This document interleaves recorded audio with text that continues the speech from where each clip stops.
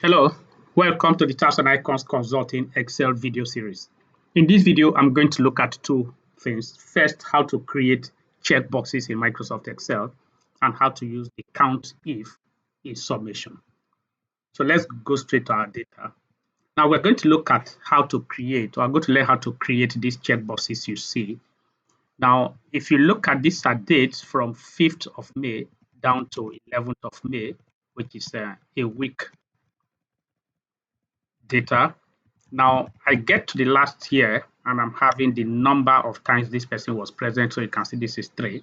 If any of these boxes is checked, you can see the total moves to 4. So I'm going to see how to create these check boxes and how to also add up to know the number of times that a particular person was present. So I'm going to delete this. Now the first thing I'm going to do is to highlight all the dates. I'm leaving the total column.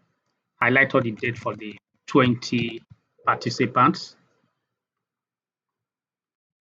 Now, I can go to insert and under the controls group, you'll see check boxes on top. So all I need is just to select check boxes and my check boxes have been created. Alternatively, I can highlight all and take this shortcut Alt NCB. So I can say Alt NCB and my check boxes are made. So very easy. Now the next thing is for me to sum the number of time that boxes are ticked, which is number of times that the particular staff is present. So I'm going to use the count.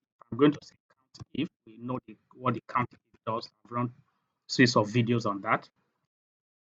And it's asking me where is my data range. I'm going to highlight the whole of this one as my data range.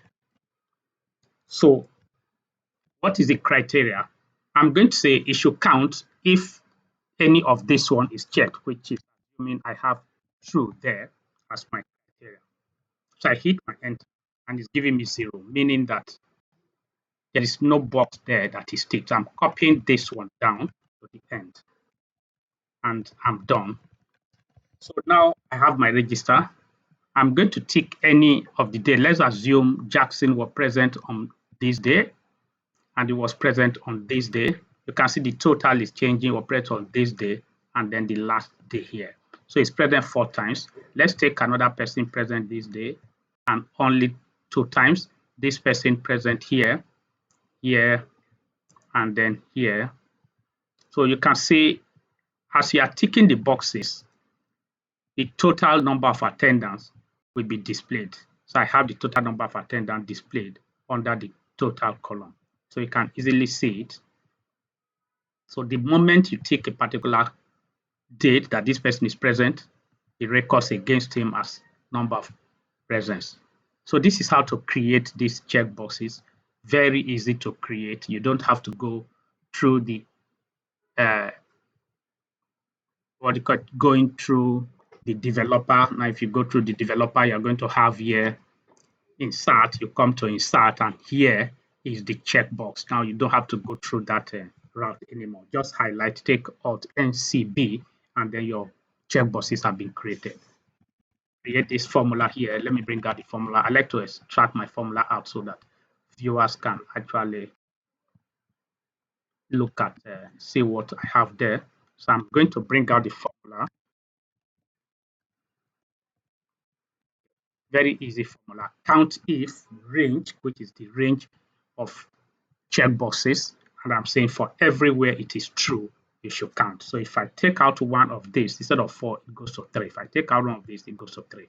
This is how to use the checkboxes as well as using the count if to determine the number of presence in a particular work data. Thank you very much for listening. In other videos, we're going to look at much more of what Excel can do. Bye-bye.